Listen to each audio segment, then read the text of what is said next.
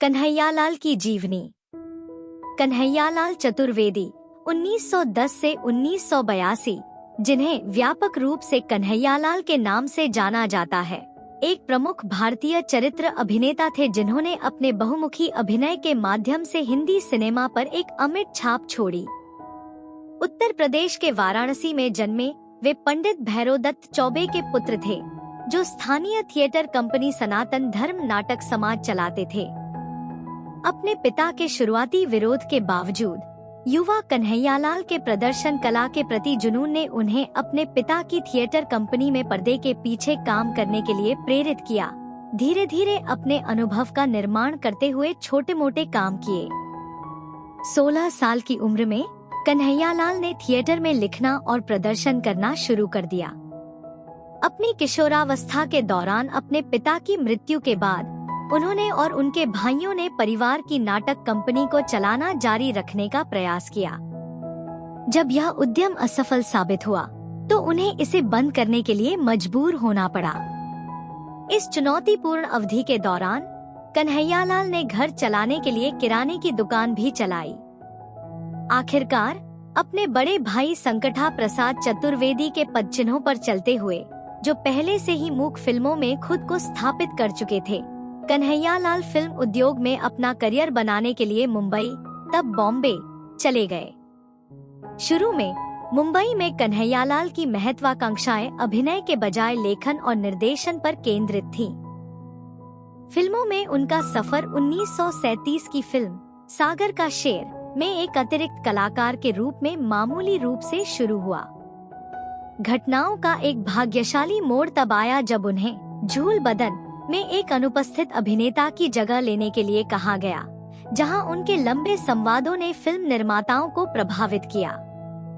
इससे उनका वेतन 35 रुपए से बढ़कर 45 रुपए प्रति माह हो गया और यहीं से उनके अभिनय करियर की शुरुआत हुई। उन्हें महबूब खान की औरत 1940 से सफलता मिली, जहां उन्होंने एक षड्यंत्रकारी साहूकार सुखीलाला की यादगार भूमिका निभाई। इस प्रदर्शन ने उन्हें बॉलीवुड में एक उल्लेखनीय चरित्र अभिनेता के रूप में स्थापित किया।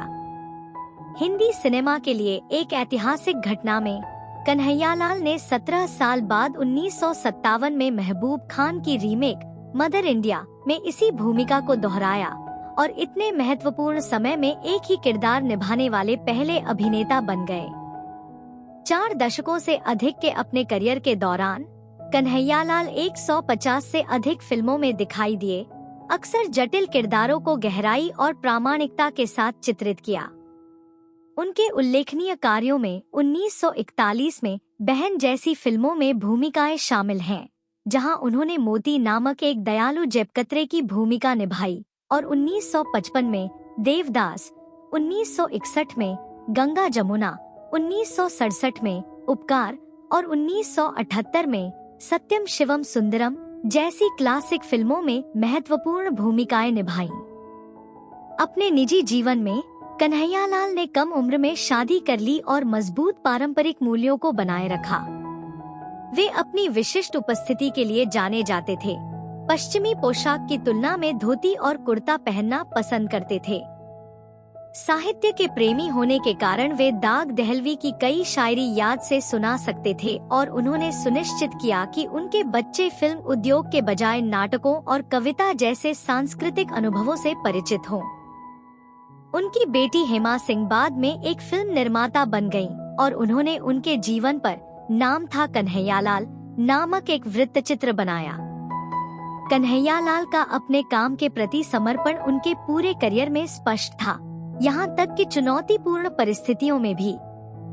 1981 में हम 5 की शूटिंग के दौरान एक गिरते हुए घर से जुड़े दृश्य के दौरान उन्हें गंभीर चोटें आईं, लेकिन उन्होंने चिकित्सा सहायता लेने से पहले शूटिंग पूरी करने पर जोर दिया।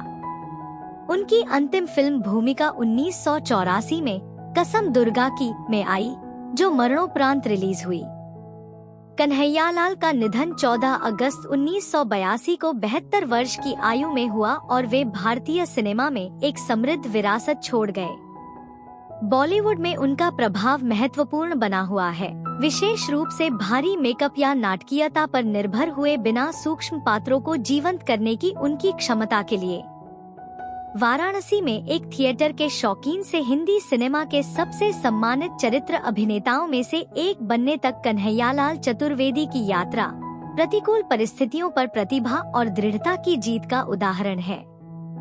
औरत और मदर इंडिया दोनों में सुखीलाला का उनका चित्रण उनके असाधारण अभिनय कौशल का प्रमाण है और भारतीय सिनेमा में चरित्र भूमिकाओं के लिए एक बेंचमार्क बन गया है।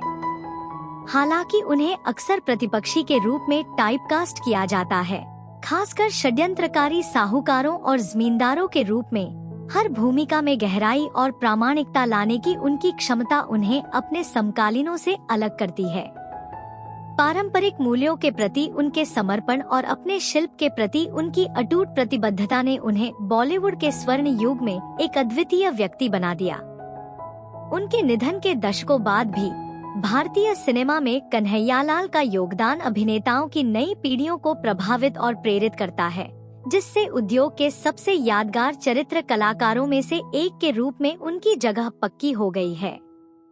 2022 की डॉक्यूमेंट्री नाम था कन्हैयालाल इस उल्लेखनीय अभिनेता के लिए एक उपयुक्त श्रद्धांजलि है, जिन्होंने चरित्र भूमिकाओं को एक कला के रूप में बदल दिया, यह साबित करते हुए कि कभी-कभी सिनेमा में सबसे सम्मोहक कहानियां मुख्य पात्रों द्वारा नहीं, बल्कि उन पात्रों द्वारा बताई जाती हैं जो कथा को जीवंत करते हैं।